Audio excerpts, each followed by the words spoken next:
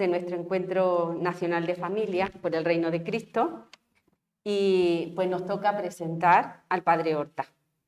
Debo decir que en sustitución de nuestro querido amigo Federico Jiménez, que con muchísimo cariño ha preparado esta presentación para el Padre Horta, pero que finalmente no han podido venir al encuentro, ¿no? Decir que muchas cosas, todas importantes del Padre Horta, pero tenemos que ser breves. Por ejemplo, que es andaluz como nosotros, nació en Sevilla en 1955 y para muchos es persona conocida porque ha sido testigo, y de un testigo además privilegiado, de los encuentros de JRC y de FRC. Posiblemente para todos también sea conocida por sus numerosos y frecuentes programas de Radio María. Pues así ya le ponemos cara a esa voz tan conocida, ¿no? Comenzó con el programa del Compendio del Catecismo de la Iglesia Católica, al que siguió Palabra y Vida y Ciudadanos del Cielo. Además del programa Palabra y Vida, así igualmente Palabra y Vida es el nombre de un blog que tiene. En este blog podemos conocer mejor su biografía, ¿vale? Nosotros solo vamos a mencionar que ha sido sacerdote jesuita y actualmente ejerce su ministerio sacerdotal en la diócesis de Sevilla. Durante los últimos años, muy volcado en la labor pastoral de la Asociación Católica de Propagandistas y en la Fundación San Pablo CEU de Sevilla, tanto en los centros universitarios como en el Colegio San Pablo CEU en Bormujos, cerca de la capital, ¿no? Conoce perfectamente FRC, porque fue sucesor de nuestro querido padre Luis María Mendizábal como director nacional del Apostolado de la Oración entre 1994 y 1999. También fue director de la revista Reino de Cristo y Osana.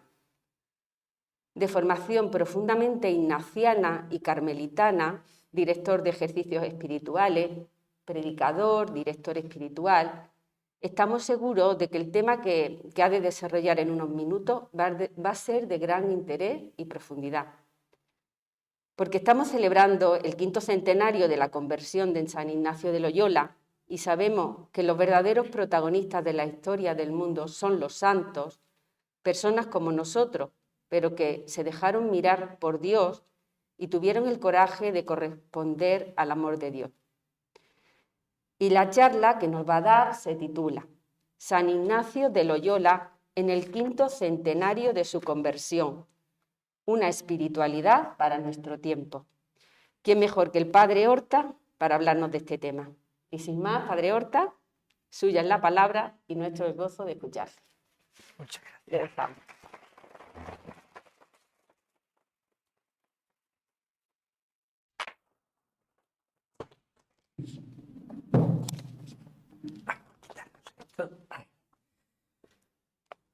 Bueno, pues quitando los adverbios muchos, el adjetivo importante y ciertos adornos, todo lo demás es cierto. Y tampoco el título del blog. Yo tengo un blog, pero no tiene ese título de Palabra y Vida. Pero bueno, todo lo demás más o menos cierto. Bueno, el título me ha venido dado, y yo al preparar un poco esta intervención mía, he procurado ajustarme a él. Hasta ahora, en el desarrollo de este encuentro, pues San José ha sido la referencia constante. Pero para esta despedida, pues vamos a recordar también que el presente año, el presente curso, es también un año ignaciano. Que el día 20 de mayo de este año 2021 se abrió este año para conmemorar los 500 años de la herida de San Ignacio en Pamplona, que se toma como fecha paradigmática de su conversión, la herida en Pamplona. Y que este año ignaciano pues, se prolonga hasta su fiesta, hasta el 31 de julio del año 2022. Con lo cual se engloba el hecho de que en marzo, el 12 de marzo para ser exactos, se conmemoran los 400 años de su canonización. Por tanto, es el quinto centenario de su conversión y el cuarto centenario de su canonización en el mes de marzo, que como saben se canoniza en la misma ceremonia junto a San Francisco Javier y a Santa Teresa de Jesús y San Felipe Neri y San Isidro Labrador. Fue un auténtico repóquer de ases lo que se juntó en aquella canonización que pienso que ha sido única en la historia de la Iglesia. Las consecuencias de la conversión de San Ignacio, si ustedes me leyeran, pues conversión, incluso en algunas cosas lo pondría entre comillas, pero bueno, las consecuencias son extraordinarias. Son consecuencias importantísimas para la historia de la espiritualidad, son consecuencias importantísimas para la historia de la vida religiosa, porque él no es solo fundador de una nueva orden religiosa, sino que es fundador de un nuevo estilo de vida religiosa.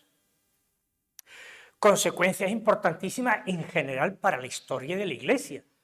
Pensemos en el tema de las misiones, de la educación, de los estudios de teología, desarrollo de ciencias humanas.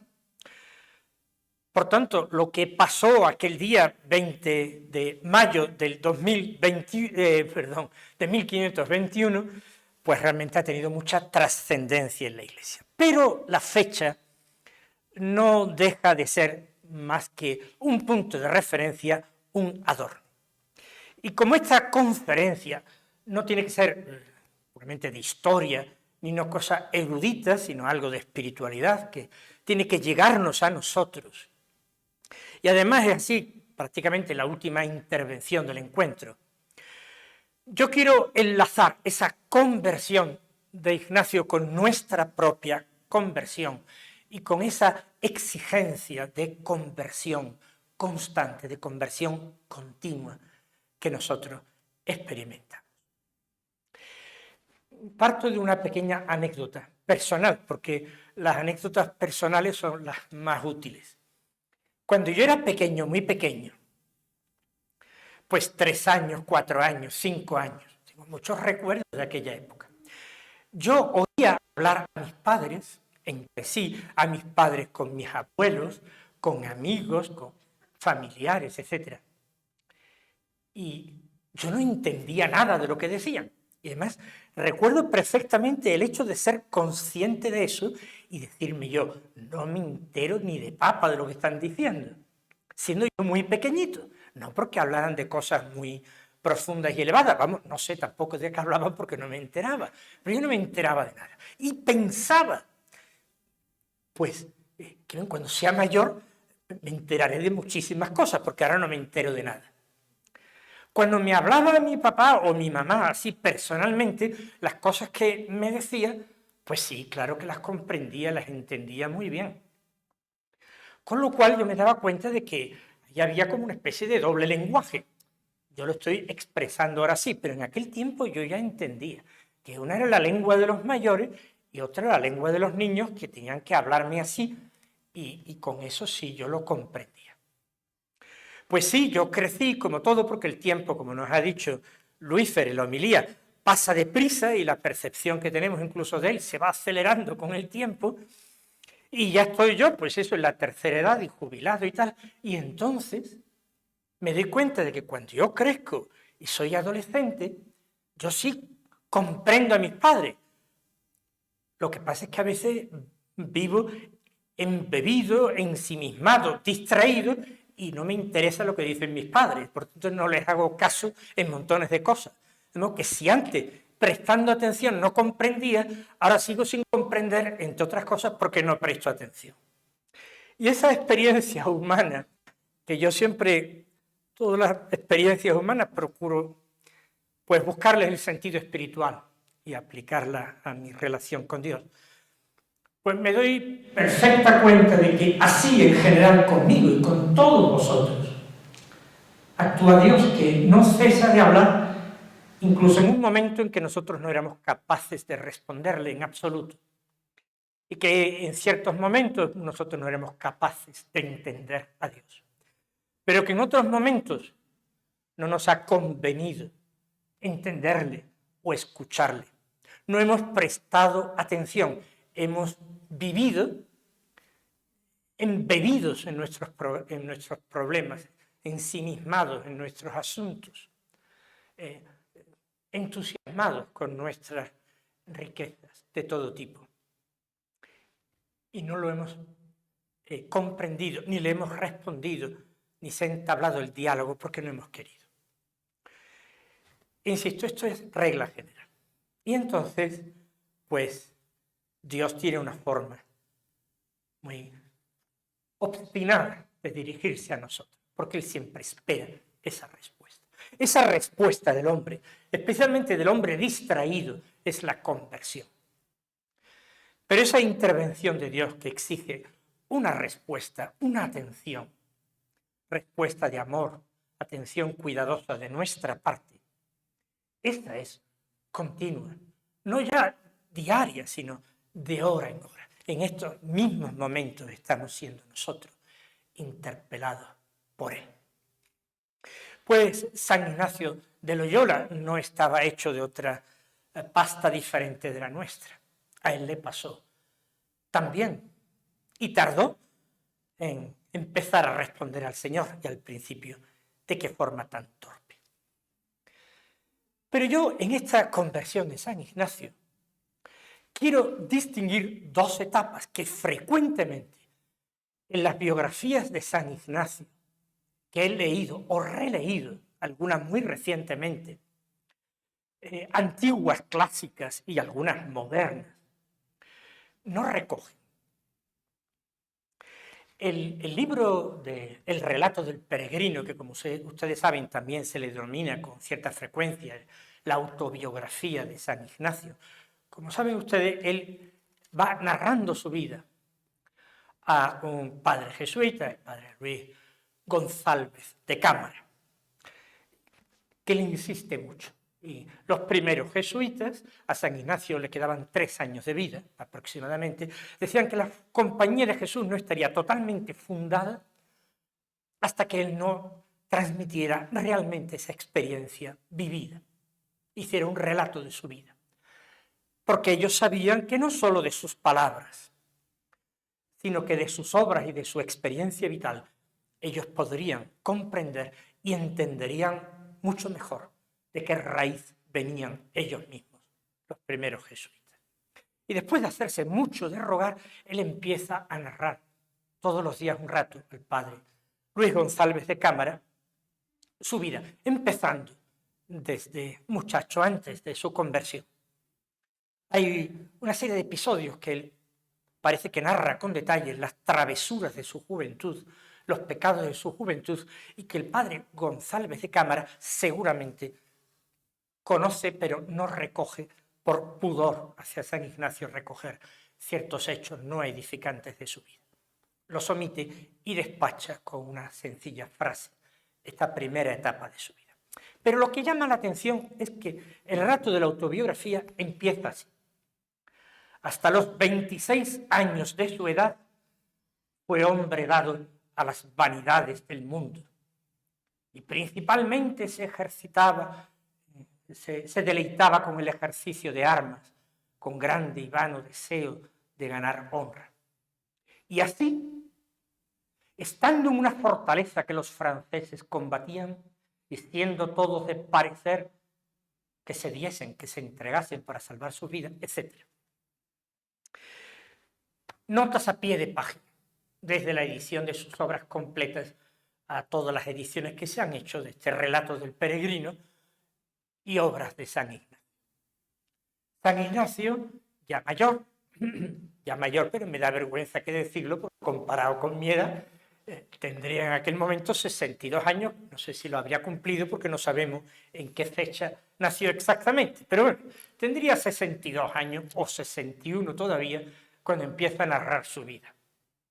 Y dice, estaba ya mayor, se le olvidaban las cosas y dijo 26 años, pero no podía tener 26 años, porque la fecha más probable de su nacimiento fue 1491. Por tanto, él es herido en Pamplona en el año 1521, por tanto, o tenía 30 años o 29 si todavía no había cumplido los 30. Y se limitan a decir esto y aducen el testimonio de que si el padre Polanco dijo alguna vez que sí, que había notado que se le olvidaran alguna cosa, etc. Sin embargo, yo tengo una opinión distinta. No en el sentido de que San Ignacio no naciera en el año 1491. No, de ninguna manera. Yo creo que nació en 1491, más aún que cuando él dice que él vivió de esta manera vana, entregado a sus sueños, Él tenía efectivamente 26 años y había nacido en 1491. Porque la fecha de 1521 es cierta, además que el día exacto de su herida, todo eso son ya hechos históricos que trascienden la mera vivencia personal de Ignacio, son hechos históricos y se conoce perfectamente. ¿Qué ocurre?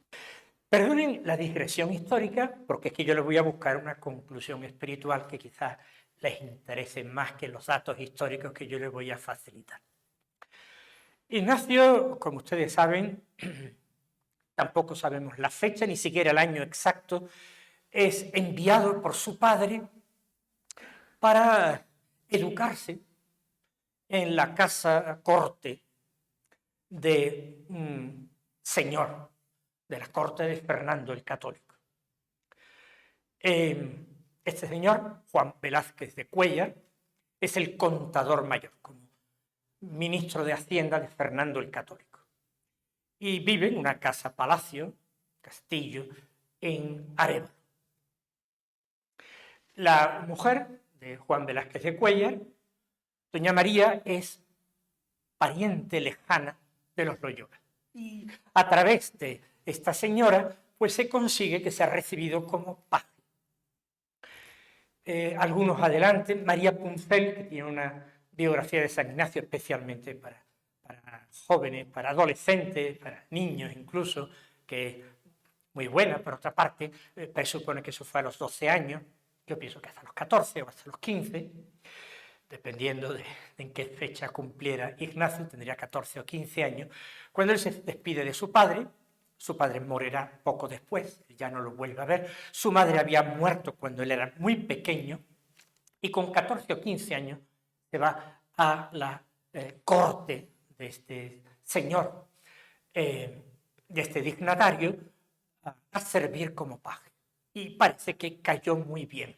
Era un niño más bien bajito para su edad, siempre fue de corta estatura, era un niño bajito, con la cabeza y la cara redonda, rubio, se dejaba, por su propio testimonio, crecer el pelo largo, por tanto tenía una melenita rubia, color blanco sonrosado. Era un niño, pues eso, agradable de ver, muy agradable de ver, y que por otra parte doña María, la esposa de Velázquez de Cuéllar, se vuelca con él y es para él una segunda madre, ya que él ha disfrutado poco de su madre.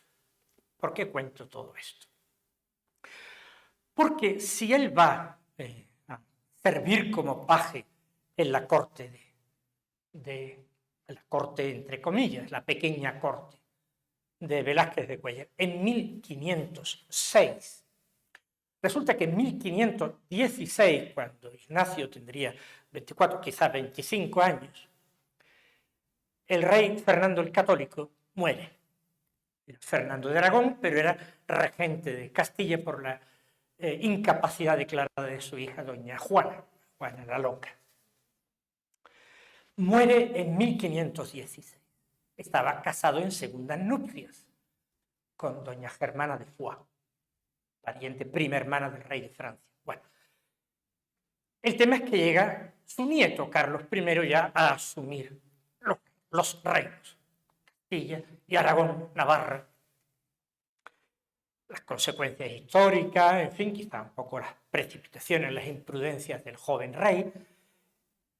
son conocidas, pero lo cierto es que él, a poco de llegar a España, por supuesto, cambia de contador mayor, por tanto, don Juan Velázquez de Cuéllar, después de muchos años de servicio, es destituido, pero no es recompensado o premiado, como se concedían a veces tierras o castillos o títulos nobiliarios, sino lo que hace Carlos I es echarlo de su casa, de Arévalo. Como de su... Es que claro, la casa no era suya, era propiedad real. Estaba cedida por Fernando el Católico, y había sentado sus reales Juan Velázquez de Cuéllar.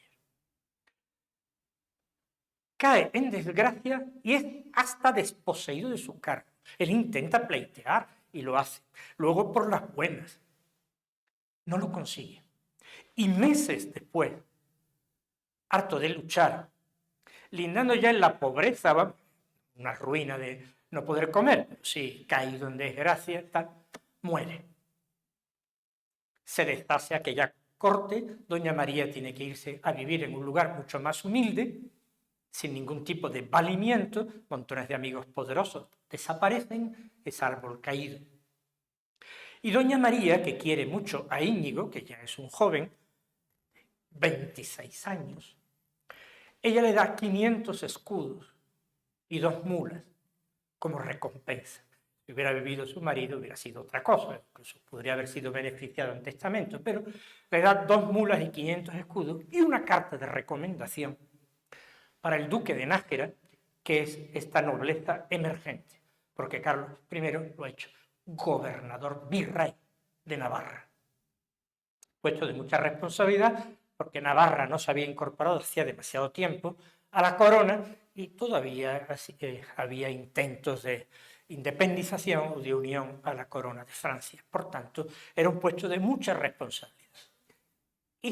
Íñigo todavía parte a Navarra, en Pamplona, y entra en la corte del duque de Nájera. Entra con muy buen pie. Tenía 26 años. Si nació en 1491, tenía 26 años. Yo pienso que con 26 años vive Íñigo el segundo gran despegue. El primero de su Loyola o Azpeitia natal, donde ha pasado una infancia y una primera adolescencia muy en contacto con lo rural, lo campesino.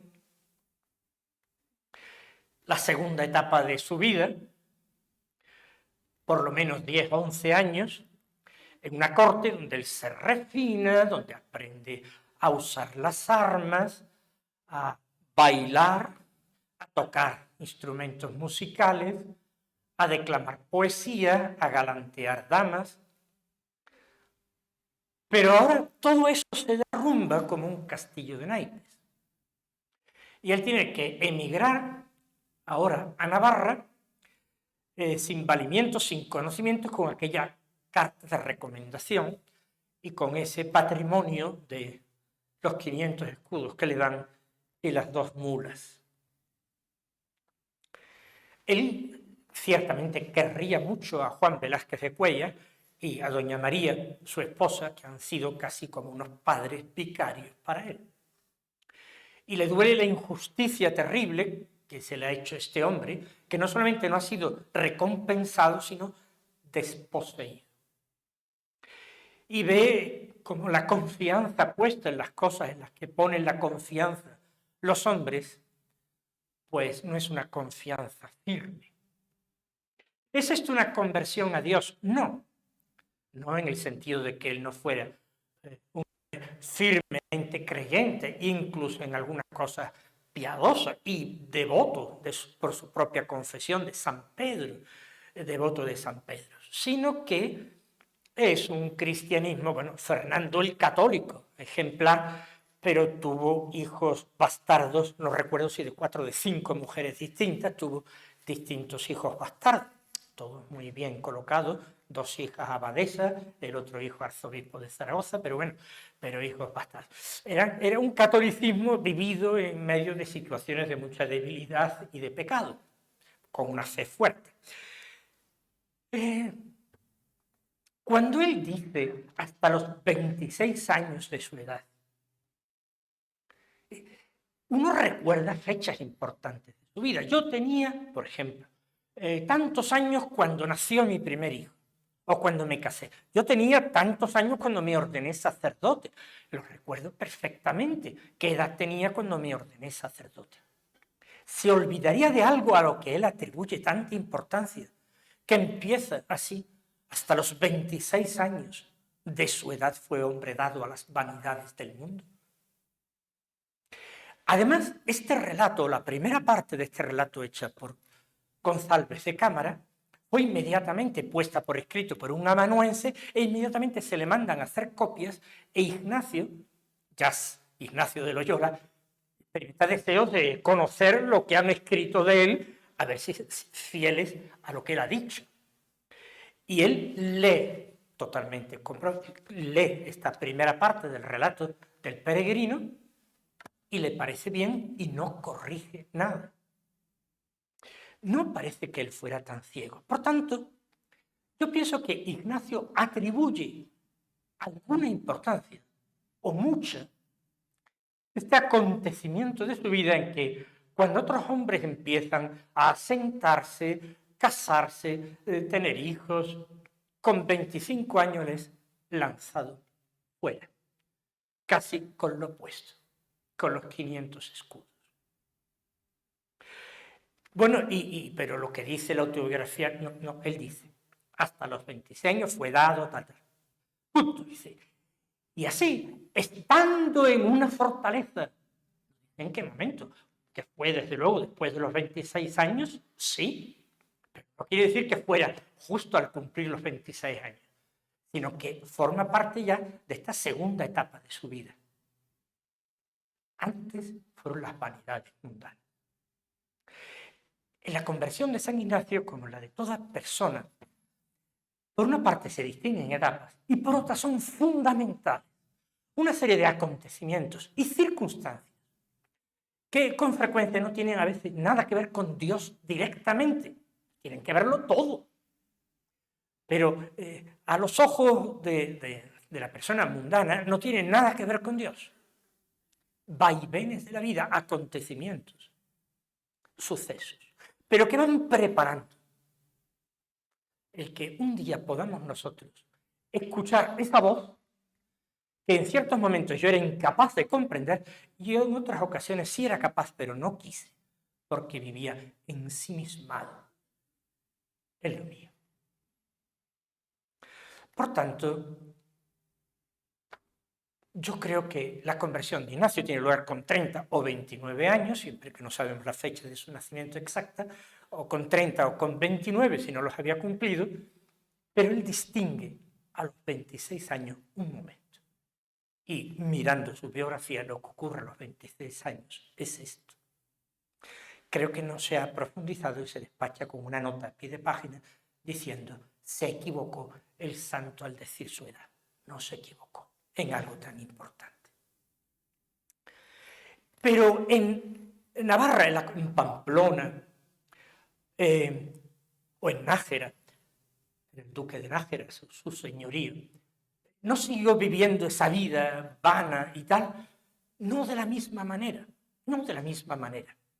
Fíjense, la ciudad de Nájera, en un cierto momento, por levantamientos contra la nobleza, suscitadas por la antipatía generada por Carlos I, el duque tiene que reconquistar su propio feudo. A Ignacio le corresponde con uno de sus capitanes una parte del botín. El dinero no le vendría bien si quería llevar una vida mundana, si tenía tanto empeño en llevar buenos vestidos, si era tan curioso, como él dice, de cuidar su pelo, sus uñas, de dar manicura también. Entonces, y él renuncia totalmente al botín, propia confesión suya. No quiere para nada el dinero. Luego, el mismo año de su herida, en el mes de enero, la herida fue en mayo, ¿no? El 20 de mayo, en enero lo manda el duque de Nájera, que lo ha convertido ya en hombre de confianza, a Guipúzcoa, su tierra natal, con una misión de pacificación, como hombre de paz. No lo manda al frente de hombres armados. Lo manda como hombre de paz, porque había unos enfrentamientos que se saldaban con muertos entre los distintos bandos o familias del señorío de Guipúzcoa. Siendo el mismo Ignacio miembro de una de estas familias, y además de un bando muy conocido, el de los oñacinos, no era atrevido que él fuera el mediador y el hombre de paz. En 4 meses, de enero a abril, consigue el mayor éxito diplomático, de tal manera que esa paz que logra concertar Ignacio Íñigo de Loyola va a ser definitivamente una paz estable que se le atribuye a él. Hombre de armas, cuando sea necesario en Pamplona las tomará para defender la plaza. Pero yo pienso que sus ilusiones ya no van tanto por ser hombre de armas, por ser soldado. Sus ilusiones no van por ahí. Antes hay muchos tropiezos en el tema de la castidad, tentado y vencido en cosas de carne, muchas aventuras de faldas. Lo que conocemos a partir de esta edad, incluso por la misma autobiografía, es un amor romántico. Una señora, pero que dice que era inalcanzable para él. Es el típico amor galante, romántico, medieval, que muchas veces es amor imposible por distintas circunstancias. No es lo mismo. No sembró en una edad muy propicia, los 25 años, 26, 27, hasta su conversión, no sembró él Pamplona o Navarra en general de hijos bastardos, como hizo Fernando el Católico. No lo hizo él. ¿Qué se produce? Un gran desengaño humano. Pero el desengaño humano siempre engendra deseos de otra cosa. Deseos de justicia, por ejemplo, el primero. Deseos de otra seguridad, de otra honra, que no me da aquello en lo que confiaba Juan Velázquez de Cuéllar y en lo que confiaba yo mismo, Íñigo de Loyola. Eso ya me doy cuenta de que es totalmente mudable, que no depende de mí, que hoy es, mañana se acaba y fuera. Hay deseos, porque ha habido un desengaño. Y en la espiritualidad ignaciana el deseo lo es todo. Fíjense, en la espiritualidad ignaciana el deseo es todo. Para San Ignacio es importantísimo ser una persona de deseos y aún de grandes deseos.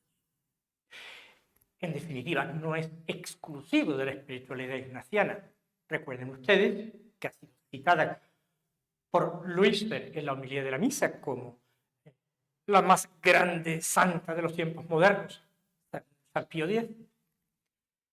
Esta muchachita, niña, adolescente, joven, era una mujer, una niña de grandísimos deseos, tanto que ella misma a veces se sobrecogía porque cómo siendo tan poco y nada, una niña provinciana de clase media, sin especial cultura, sin especial nada, aspirar a ser no solo una santa, sino ella quería ser una gran santa. Todo empieza por los deseos. Teresita tuvo su propia aventura vital, muy distinta a la de Ignacio. Pero en Ignacio la conversión o el suscitarse los deseos empieza con desengaños, con abandonos y con pérdidas. No sé si yo les convenzo mucho con esto que empieza la autobiografía, pero ustedes no lo van a encontrar normalmente en las biografías de San Ignacio. Yo sí estoy convencido. Pero ahora piensen ustedes en otro gran santo converso, también mencionado por Luisfer en la homilía, que parecía que conocía el texto de mi charla, que es San Agustín. Complicado, sigue me ha ido citando todo. No los mismos episodios, no me ha pisado nada, pero bueno, ha hecho referencia a todos estos personajes. San Agustín, Recuerden ustedes cuando él, viviendo ya en Italia, profesor de oratoria, en Milán, él vuelve del Palacio Imperial en Milán, después de haber pronunciado el panegírico del emperador con motivo de su cumpleaños, el cumpleaños del emperador. Él ha sido alabado, recompensado abundantísimamente, generosísimamente con oro. Es un éxito como ha tenido un profesor de oratorio que realmente entra en el Palacio Imperial y es aplaudido allí por la corte y por el mismo emperador, y vuelve con un grupo de amigos por las calles de Milán. Ya es el atardecer, el anochecer, y encuentran por la calle, tropiezan por la misma calle que ellos van, viene un borracho, zigzagueando y tal, y canturreando.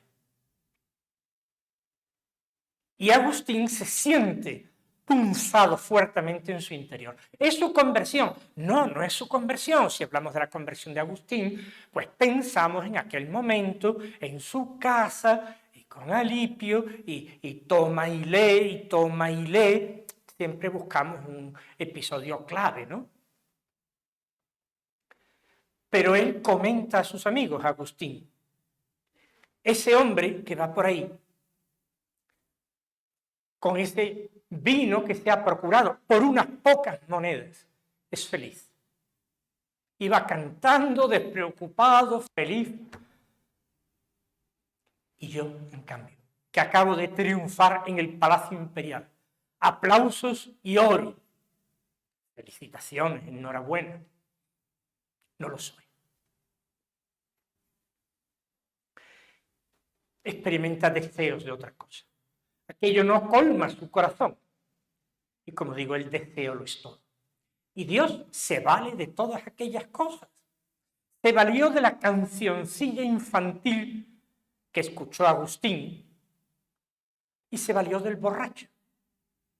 Se valió en la vida de Íñigo de Loyola, de la caída de Juan Velázquez de Cuéllar. Y se valió de aquella bala de cañón que les fracturó una pierna e hirió gravemente la otra. Dios se vale de todo, hasta de un borracho, sí, hasta de un cañonazo también. Todo eso nos va disponiendo a darnos cuenta de que ni la salud, ni la belleza, ni el éxito, ni las riquezas, ni los aplausos, ni la sabiduría, ni los... nada de eso, ni colma el corazón del hombre, ni es perdurable. Nos hiciste, Señor, para ti, que Agustín escribirá tan bellísimamente. Para nosotros, darnos cuenta de que a través de todos los acontecimientos, los importantes y los triviales, las circunstancias de nuestra vida, Dios está hablando. Y cuando Dios habla, no simplemente lo hace para arrullarnos y que nos durmamos, sino más bien para que despertando seamos capaces de dar la respuesta que Él quiere. Conversión de San Ignacio, ¿por qué es importante para nosotros? Otros detalles no los doy porque me imagino que ustedes ya lo conocen. El traslado a Loyola, lo dan realmente casi por agonizante, le dan la unción de enfermos el día de San Juan Bautista, 24 de junio de aquel año de 1521, con la unción de enfermos le dan también ya el viático, la comunión, y dicen que como en pocos días aquello no empieza a mejorar, no tiene salvación ninguna. Y la víspera de San Pedro y San Pablo, el día 28 de junio, 4 días después de haber recibido la unción de enfermos, y el viático empieza a mejorar. Empieza a mejorar, superan las fiebres infecciones que tendría, etc. Y empieza una larga convalecencia, va a durar varios meses, y una convalecencia de varios meses es, y se lo digo por experiencia reciente, un regalo de Dios. Una experiencia de varios meses es un regalo. Y bueno, hay que reconstruir la vida y Dios se aprovecha de una serie de circunstancias. Por tanto, yo esto, que es muchísimo más conocido, lo omito ya por cosa bien sabida, por cosa bien conocida. Pero el título de esta charla era La conversión de San Ignacio, su aniversario, y espiritualidad para nuestro tiempo. Particularmente yo no soy mucho de modas. Sin embargo, por supuesto, las circunstancias, los tiempos, las épocas, pues tienen que influir en todo. Influyen muchísimas cosas y influyen y deben influir, y es normal que lo hagan en la espiritualidad, en la forma en que nosotros tratamos a Dios.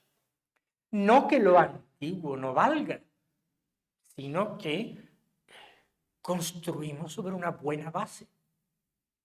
San Ignacio, que temperamentalmente podríamos decir que era más bien conservador, luego, por ejemplo, en los ejercicios espirituales no se manifiesta en absoluto como tal, y en las reglas, por ejemplo, para sentir con la Iglesia o para el sentido que en la Iglesia militante nosotros debemos tener, por ejemplo, pone una regla referente a los estudios de teología, y habla de la teología positiva y de la teología escolástica. La teología positiva es principalmente la teología que nosotros podríamos llamar hoy patrística, basada en las grandes figuras de la antigüedad cristiana, los padres de la Iglesia, Agustín entre ellos.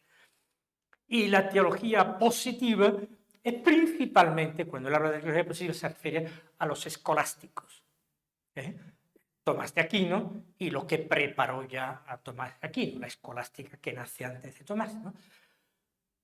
Y él dice que ambos tipos de doctores, los postdoctores, digamos, de la patrística y los doctores de la escolástica, ambos tienen que ser estudiados. Pero que los doctores positivos, los escolásticos, al ser más modernos, dice, tienen la ventaja de que conocen la doctrina, las obras de los santos padres de la Iglesia. No construyen a partir de nada, sino que tienen un cuerpo ya de doctrina extraordinario. Y por tanto, la aumentan y la desarrollan más todavía. Por tanto, él recomienda esos estudios de teología positiva. ¿Por qué? Porque son más modernos. Por tanto, a pesar de su temperamento más bien tradicional, que nos hace a lo antiguo, ve la ventaja que nuevos tiempos, bueno, esos nuevos tiempos eran mucho anteriores a él, en plena Edad Media, pero bueno, la ventaja que podría traer nuevos tiempos. Va. ¿Y cómo son nuestros nuevos tiempos? Yo en esta sala yo no puedo hablar de todo y además yo no soy especialista en nada.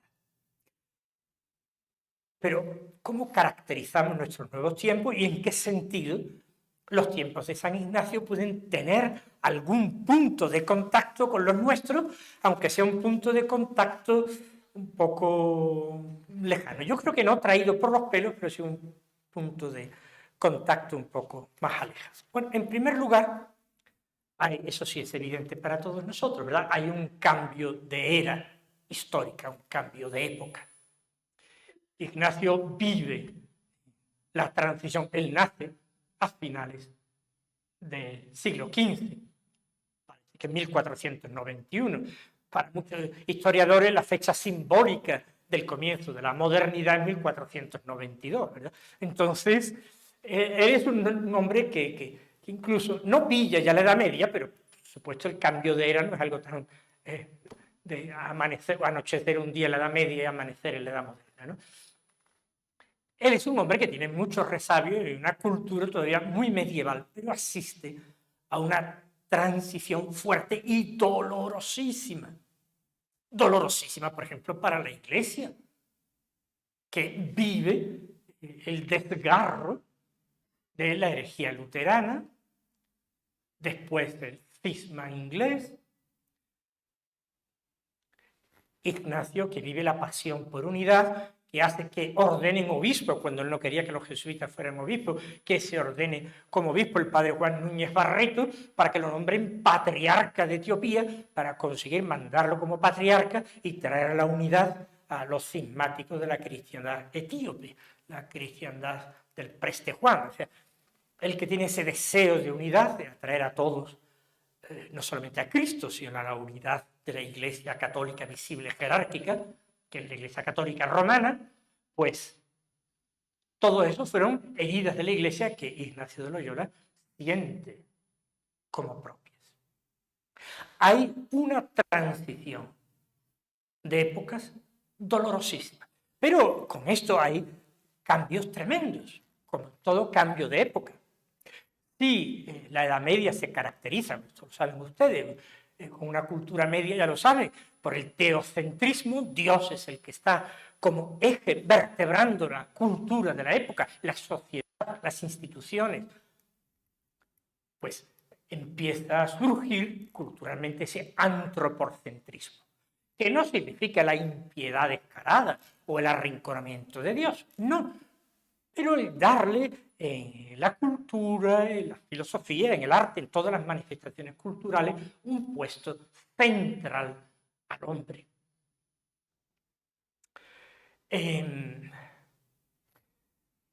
Si la fe es la virtud predominante en la Edad Media, no es que no hubiese pecado, había pecados y graves, ¿no? Era lo de Fernando el Católico y sus hijos más tarde. Pero si la fe en la modernidad es el auge de la razón, por supuesto no es lo mismo la modernidad en el 16 que en el 18, o ya en el final del 20.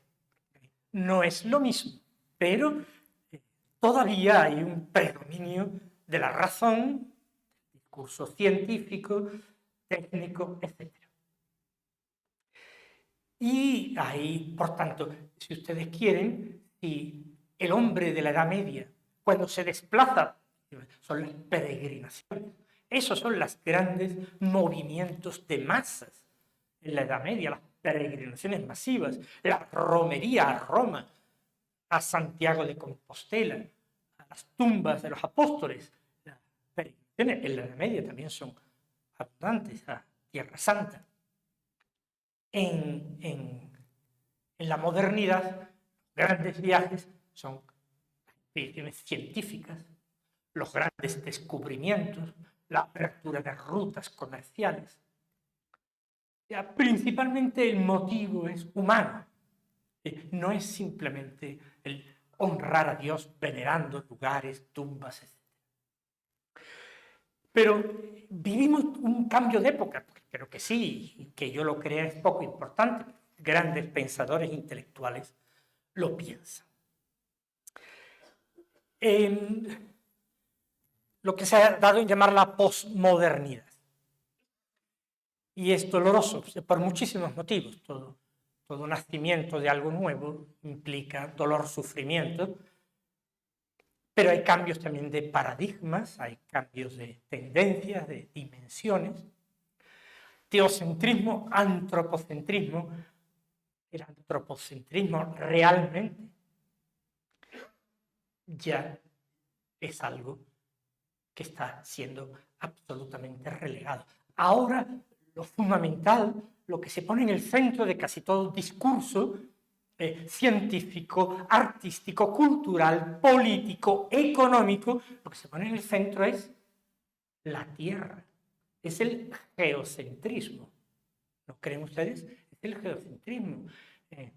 Política, de todo va, aunque el hombre viva peor o pueda vivir peor. Más aún, hay quienes piensan que la humanidad tiene que reducir su número significativamente para no perjudicar al planeta. El hombre medieval quería salvar por encima de todo a Dios. El moderno, el hombre, el posmoderno quiere salvar el planeta, principalmente. Y la razón se aparca, se tiene que aparcar, porque si la razón siguiera viva, invitaría continuamente a volver hacia el hombre. que es el que detenta el uso de la razón.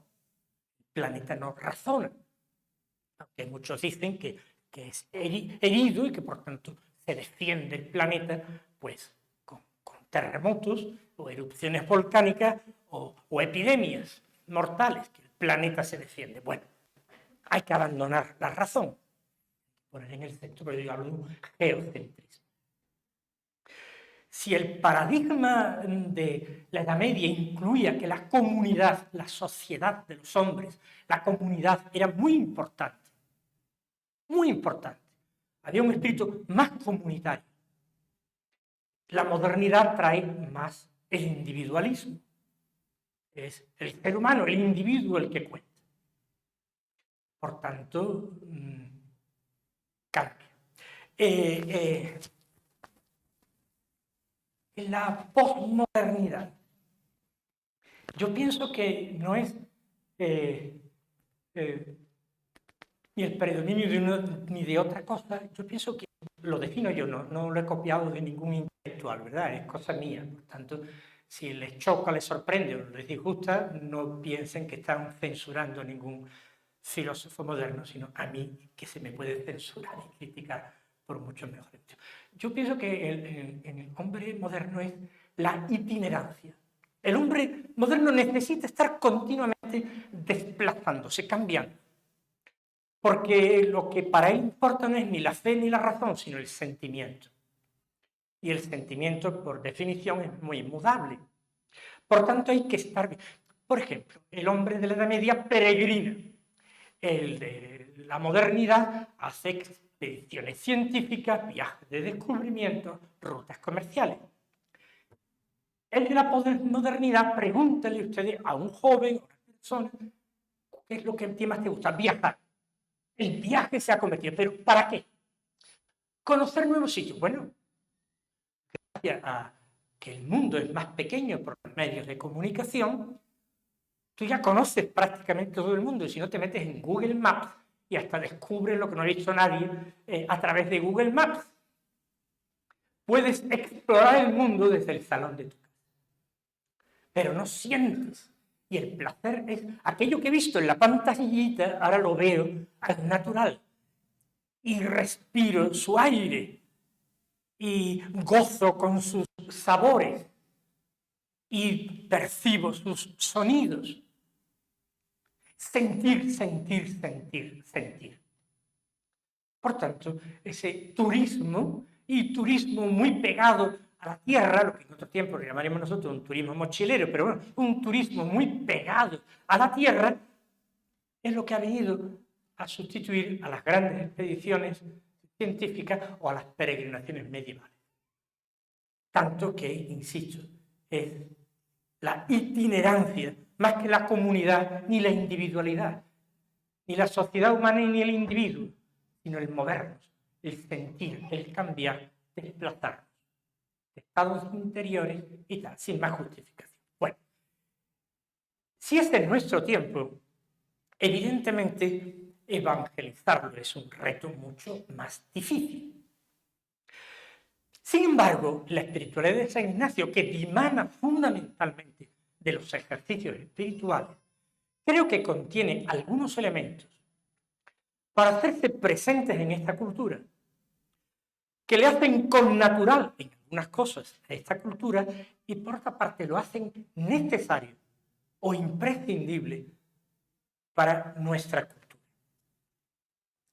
En primer lugar, San Ignacio no escribe libros ni tratados, ni de teología, ni siquiera como hacía Teresa de Jesús de oración. Ni una cosa ni otra. San Ignacio es un hombre de acción y un hombre de experiencia. El libro de su vida precisamente se llama El relato del peregrino. ¿Qué he dicho yo de la itinerancia? Que ahora no es el individuo ni la comunidad como en la Edad Media.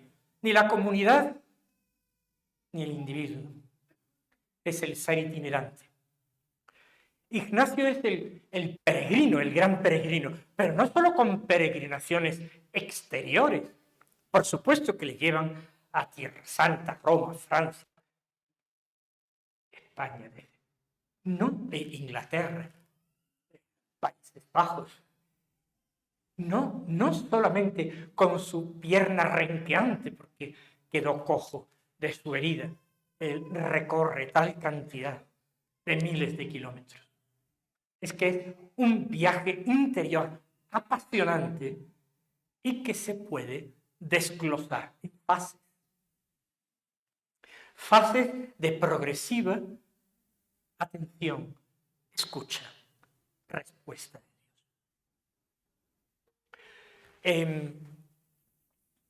Los ejercicios espirituales tienen con el mundo moderno, he visto en internet no hace mucho, 10 libros cortos que es imprescindible leer. Cortos, si es largo, ¿quién va a leerlo?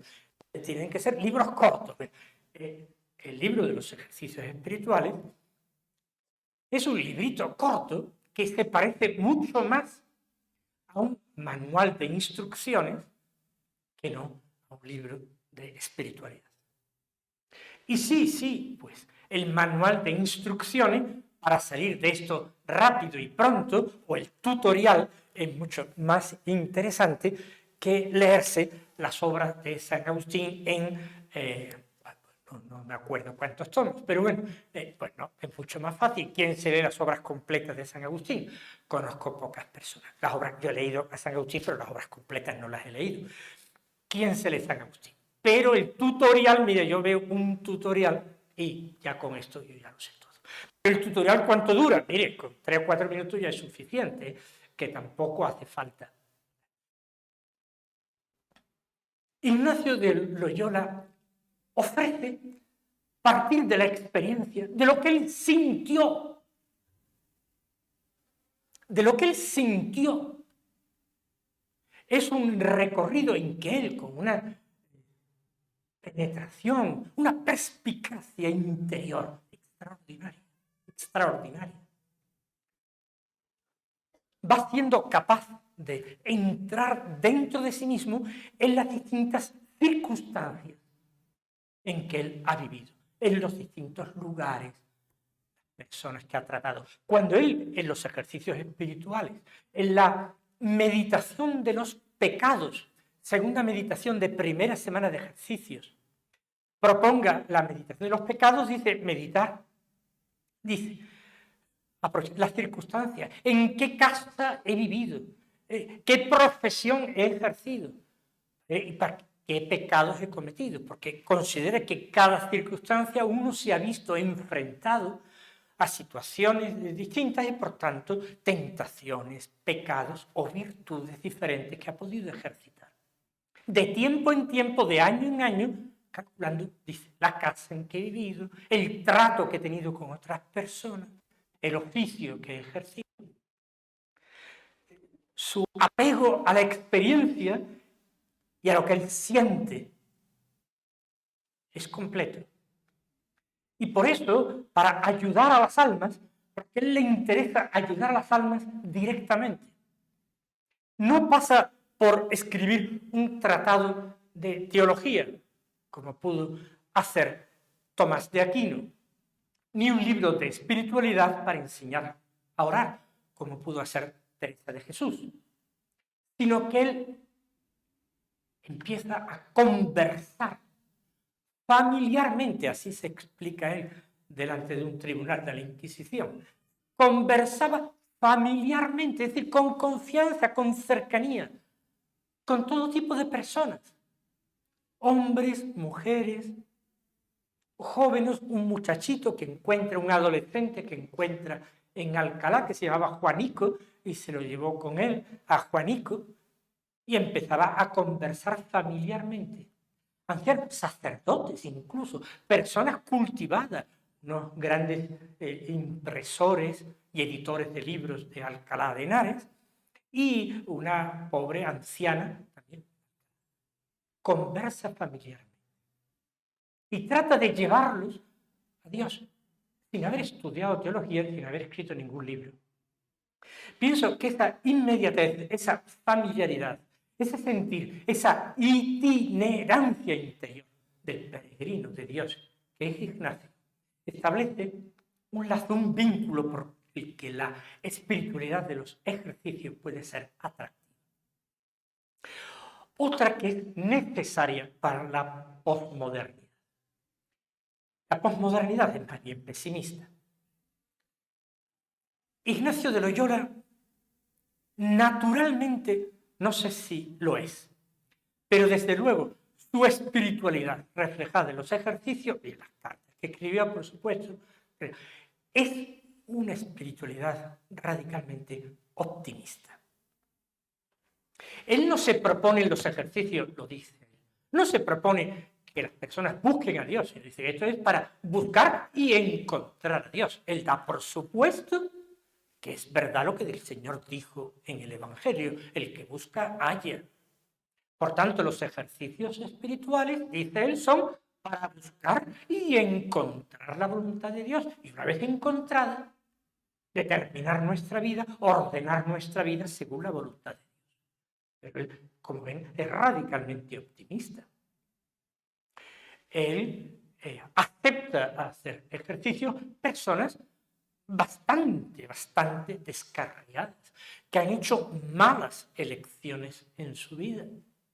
E incluso personas que están viviendo en pecado. Él propone los ejercicios, porque de esa experiencia humana suya puede hablar, y nadie tiene por qué rechazarla. Y todo el discurso de Ignacio va llevando, y eso desde la primera semana, a sentir y gustar internamente. Ignacio también busca el sentimiento y la experiencia, sentir y gustar. No te limites simplemente a sentir y gustar externamente, que cuando vas, esto lo que quieres es ver y tocar y escuchar la música y la gastronomía, que es muy importante. Quieres gustar, pero gustar en restaurantes. Y no, es una itinerancia interior. Sentir y gustar internamente. Educar en el optimismo y aprovechar cómo todo ese radical pesimismo de la posmodernidad lleva a un desengaño fundamental. Y ese desengaño es el punto más bajo en que el hombre puede apoyarse para darse un impulso hacia arriba. Del desengaño pueden empezar a surgir los deseos. Así fue para Agustín, así fue para Ignacio y para tantos otros. Deseos que todavía no se concretaron. Para algunos el desengaño le lleva a decir, no me merece la pena vivir. ¿Por qué? Porque ya no gusto, la comida no tiene sabor para mí, pierdo la vista, ya no me entretienen ni la música ni los libros, además me estoy quedando sordo y no escucho. ¿De qué sirve esto? Mire, doctor, me puede recetar la pastillita, yo me la tomo y ahí os quedáis. Lo que nos hablaban ayer, la eutanasia. Por supuesto, el terrible desengaño de todo puede abocar a un abrupto final del camino, pero puede abrir perspectivas para nuevos caminos interiores, porque esa es la única y última gran aventura que nos queda. No es que los grandes magnates americanos o asiáticos creen los viajes turísticos al espacio. Eso es un pequeño apéndice de diversión en que gastar dinero a quien tiene tanto que le sobra y no sabe qué hacer con él. El único gran aventura, el único gran viaje que le queda al hombre de hoy es la aventura interior. ¿Qué mejor guía de viajes que el libro de los ejercicios espirituales? Y luego hay otros elementos, y con esto termino, aunque tengo aquí varias páginas más emborronadas, borradas literalmente, pues que, de los ejercicios que pueden ayudar en tiempos de confusión, porque son tiempos de nacimiento de una nueva cultura, de una nueva era, el discernimiento. ¿Qué puede ser aprovechado? ¿Con qué se puede quedar el cristiano? ¿Qué puede utilizar en su discurso para construir sobre él? ¿Y qué tiene que rechazar de plano? Por mucho que el brillo de lo moderno, el brillo de lo postmoderno, atraiga a muchos papanatas. El discernimiento, y realmente Ignacio es maestro del discernimiento espiritual, también tan necesario en nuestros tiempos, un amor a la Iglesia y una pasión por la unidad que no está apoyada en absoluto ni por el fastuoso poder de la Iglesia medieval que coronaba al emperador o los sometía a penitencia, ni por el fasto y la brillantez de la Iglesia moderna. También hay que vivir ese amor y esa pasión por la Iglesia desde la fe. Porque, como dice San Ignacio de Loyola en sus ejercicios espirituales, un mismo y único Espíritu, el Espíritu Santo, un mismo, único y verdadero Espíritu, es el que está en Cristo Jesús, nuestro bendito Señor, y en su Iglesia, su verdadera esposa. Si es el mismo Espíritu que está en la Iglesia y en Cristo, si yo amo a Cristo, tengo que amar a la Iglesia. Aunque no goce de ese poder que tenía en el medievo, o la brillantez que tenía. Y ahora, pues, hay otra situación totalmente distinta. Amor también de la espiritualidad de la ignaciana, aprendemos a amar no con el amor natural, no por el amor natural de una institución que nos atrae, que intelectualmente nos alimenta, nos pacifica, responde nuestras preguntas. No, todavía, diría San Ignacio, no son motivos verdaderamente sobrenaturales para amar, ni a la Iglesia ni a nada. La fe como motivo de amor a la Iglesia.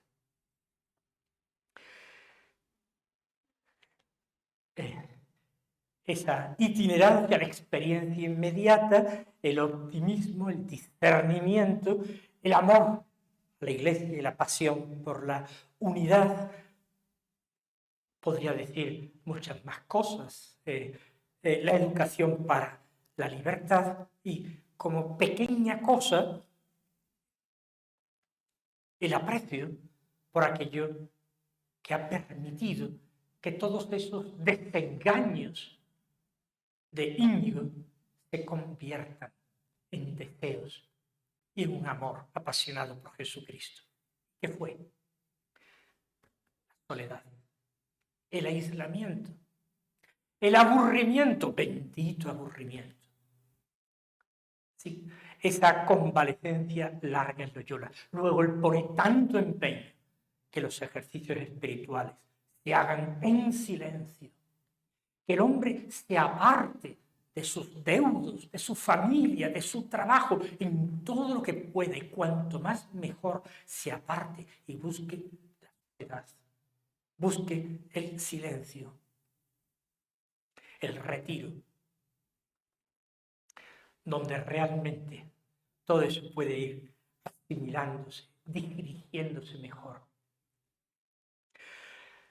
Bueno, pues no es que no tenga más que decir, tengo mucho más que decir, lo aseguro, pero creo que he sobrepasado ya con creces el tiempo y ahora vienen otras cosas, de tal manera que yo os agradezco vuestra atención. No sé si hay alguna pequeña pregunta, porque mucho tiempo de preguntas no hay, pero si hay alguna curiosidad, alguna pregunta que quieran hacer, pues, y si yo sé responder, que no sean muy difíciles, pues si yo sé responderlas, les comunicaré lo que pienso.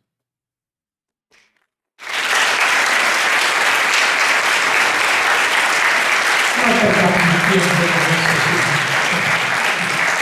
Si hay alguna pregunta más interesante. Bueno. ¿Está estropeado? Pues usa este.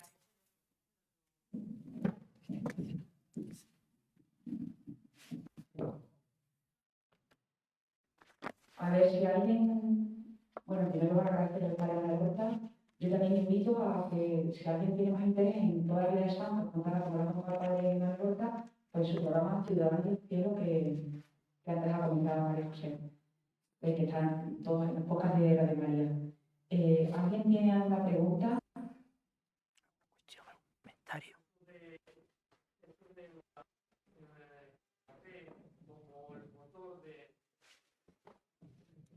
Para empezar el camino a hacer en la iglesia, ¿puedes explicar un poquito eso? No, yo no, como motor para empezar el camino, no. He hablado más bien del desengaño y del deseo. Me he referido a la fe como un medio de purificación del amor. El motor del amor sobrenatural, del amor natural, ¿no? Nosotros podemos amar a muchas personas, más o menos, sin fe.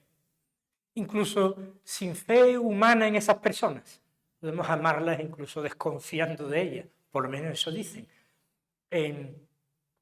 Yo he dicho que la fe sobrenatural, fe como primera virtud, es importante para suscitar en nosotros el amor sobrenatural. A Dios, a la Iglesia, a nuestros prójimos también, a cada uno de nuestros prójimos. Que el amor tiene que ser sobrenaturalizado y se sobrenaturaliza con la fe. Esa era mi intención. Tampoco, aunque yo hablo de la historia del santo, y yo no he contado la historia de San Ignacio, ni siquiera de su conversión. He hecho referencia a un episodio histórico que a mí me parece sugerente, porque en las biografías que lean ustedes no vamos a oír hablar de esto. Entonces yo pienso que una conferencia no sustituye en general no sustituye a ningún libro. Soy más lector que oyente, aunque tenga un programa en radio, pero yo soy más lector que oyente. Entonces, a veces, si merece una pena una conferencia, porque digan algo sugerente, distinto, que digan, oye, pues mira, esto también podría ser, aunque no sea el discurso más habitual, ¿no? A mí me pareció, pues, porque se equivocaría San Ignacio al decir que fue a los 26 años cuando empezó a dejar esa vida de vanidad. A lo mejor tenía razón.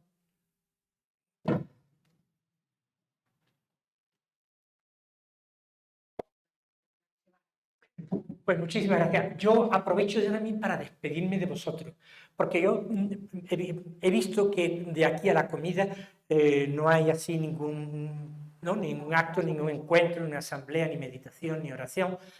Y entonces lo que voy a hacer, como yo vivo bastante lejos y yo dejé preparados los programas del fin de semana de Palabra y Vida, pero el de mañana está sin hacer, lo tengo que hacer al llegar a Sevilla. Esto es una cosa que tengo. Entonces, y luego, como en todas las ciudades así, más o menos grandes, pues la llegada después de un fin de semana, las carreteras de acceso se colapsan y a veces se tarda muchísimo tiempo en entrar en la ciudad, ¿no? Un domingo por la tarde-noche. Lo que voy a aprovechar es de marcharme en 15 o 20 minutos, no me voy a quedar a comer, prefiero tomar un pequeño tentempié por el camino cuando pare a echar gasolina y seguir para llegar más tempranito y ya llegar más tranquilamente, hacer el programa con más tranquilidad y todo. ¿De acuerdo? De modo que aprovecho, aunque algunos los vea todavía por ahí, pero aprovecho para despedirme de todo. Y gracias por haberme invitado.